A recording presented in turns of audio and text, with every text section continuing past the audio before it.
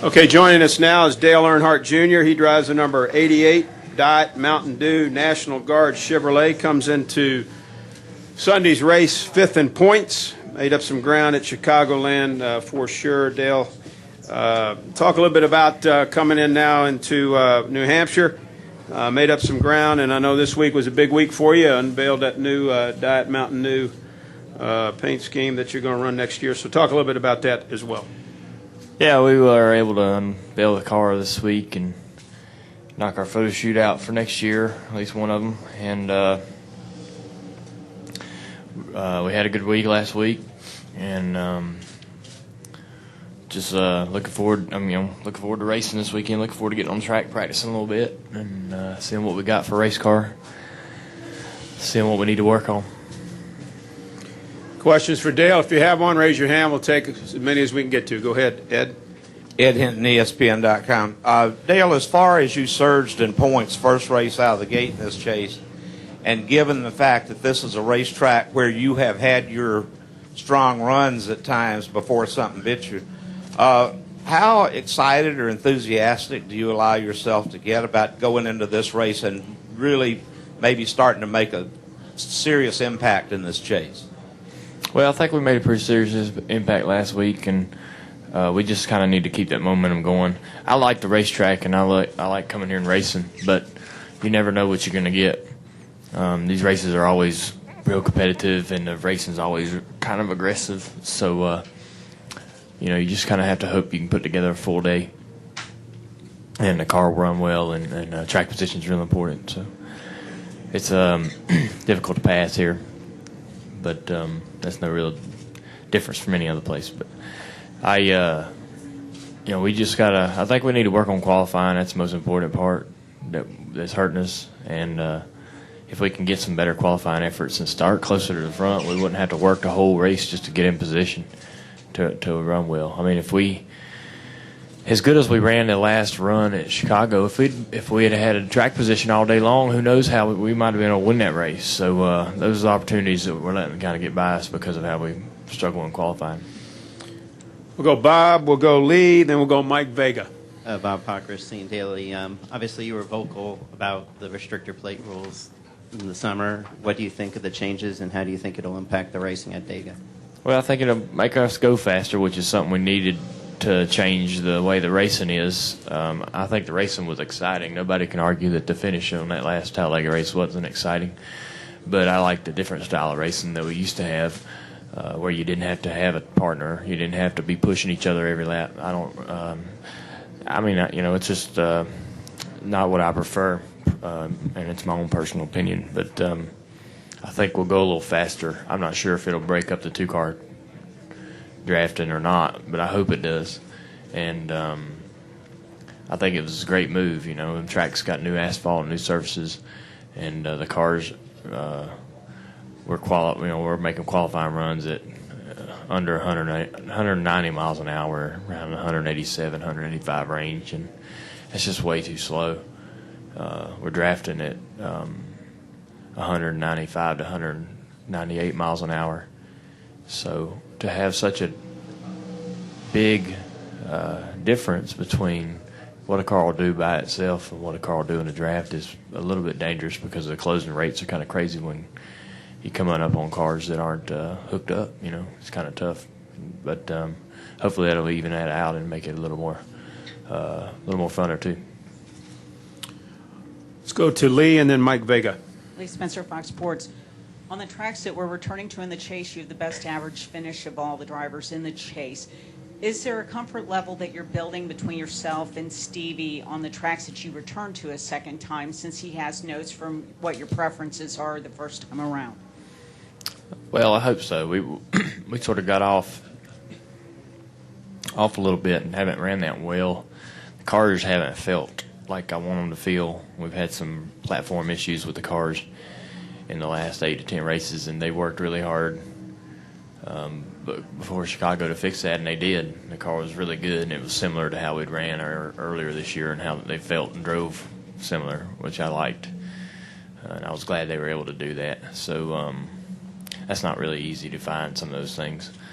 fixing a platform is pretty difficult to do sometimes. But they did, and the cars felt real similar to how we ran earlier this year and how we were more competitive. So I'm happy about that. I trust in Steve, believe in Steve, and believe in the team, and never ever have any doubts about what they want to do, what they want to achieve, and how they want to go about it. So I'm on board with what we're doing, and feel confident that we're all the right pieces of the puzzle to make this thing work. Okay, let's go to Mike Vega. Dale, this year it seems like in terms of getting in the chase, is this kind of the happiest you've been in terms of being in position and contention, and having come out the box like you did, this chase? Does that reaffirm your decision to stay with Hendrick and not look elsewhere? And can you speak to his commitment to you? How important was that to you? Well, yeah, I never doubted that I was in the wrong place or needed to go somewhere else. I felt pretty good about. I felt lucky and fortunate to have the opportunity to work at HMS, and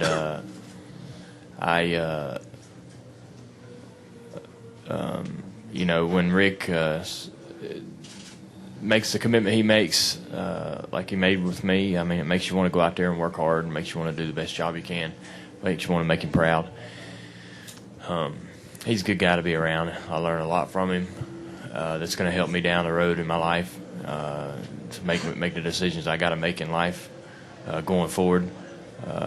He's teaching me how to make those decisions, and I think it's been a real positive thing for me to be around him and to be around his employees and understand, and learn how they do business and how they go about what they're doing. I think it's had a good effect on me personally. Let's go to Claire and then Marty. Would you have follow-up? Go ahead, Mike. I'm sorry.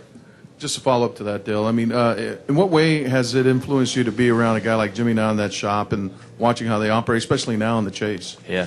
Well, I'll know more about that, I guess, once we get further into the chase. But every shop has a different culture, and everybody sort of rules a different way, and Chad and Steve rule a different way than what I'd seen in the past.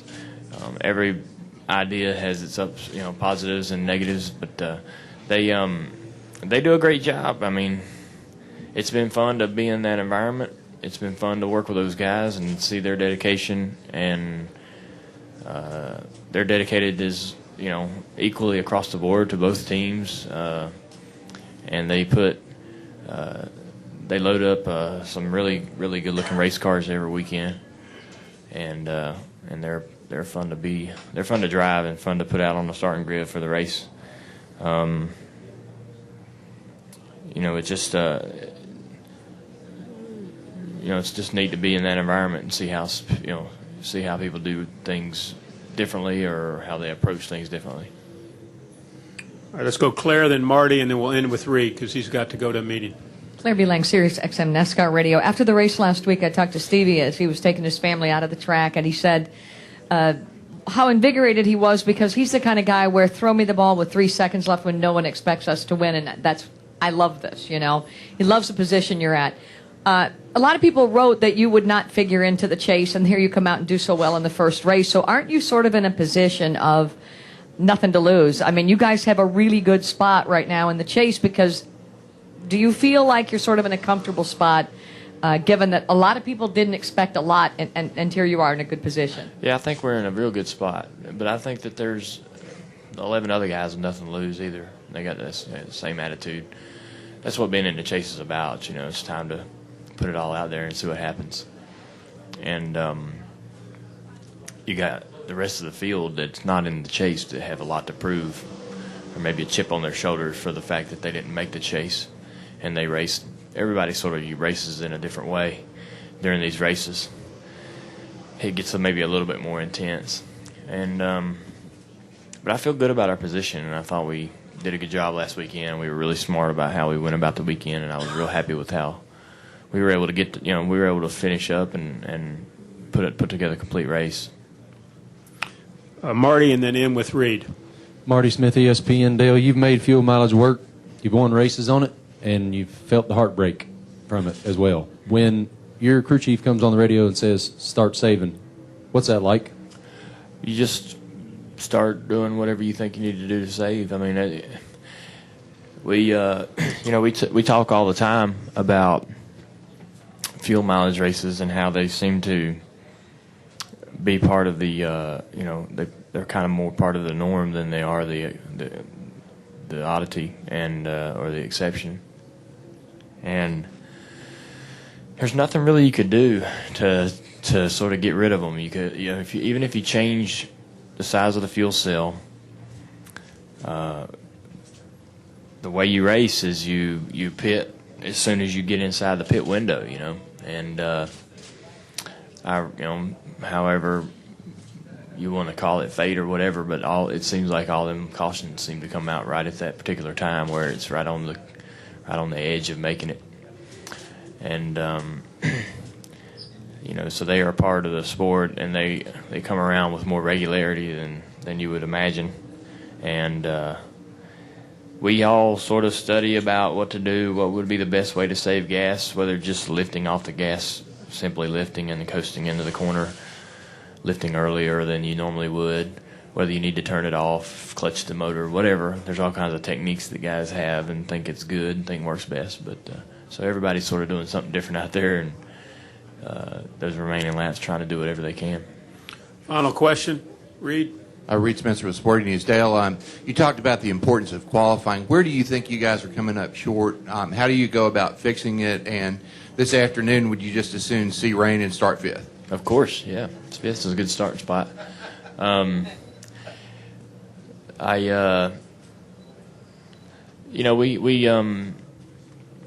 It's something as simple as a variable in the setup like wedge or cross or something like that's kind of holding us back in qualifying. We went to Chicago and we were trying to make qualifying runs. We thought we had done a good job getting the car in good race trim, and we started making some qualifying runs, and we were just not good, not fast, really slick up out of the racetrack, and couldn't get any speed out of it. We just cranked about 3% of wedge in it, and the car got a lot better, and it was one of the easier cars to drive in qualifying trim we'd had all year. We didn't run a great lap, but we had improved. If you look at that day on Friday in Chicago, I actually took all my qualifying runs for the year and wrote them down on a piece of paper just to get them right there in front of me, just to see how poor we were doing. And there was every one of them were all in the 20s. We've qualified 22nd to 28th every week, except for the Michigan races where we were 7th and 11th and something like that. And the plate tracks, every other one's been in the 20s, and that's just terrible. And we're just when you go put your car in the qualifying trim, you have like fundamental things you do. You drop the track bar, you add some wedge, you might change. We don't change a whole lot from the race setup, and our approach to that's got to change to get to where we can find the speed. We're just not going far enough to try to find the speed in the car. We're trying we're not making shortcuts, but we're lacking a lot of cross or lacking some variable needs to be we need to do something different with one of the variables on the setup, and it's probably a really, really simple thing. Dale, thank you so much. Good Thank you. luck this weekend. All right.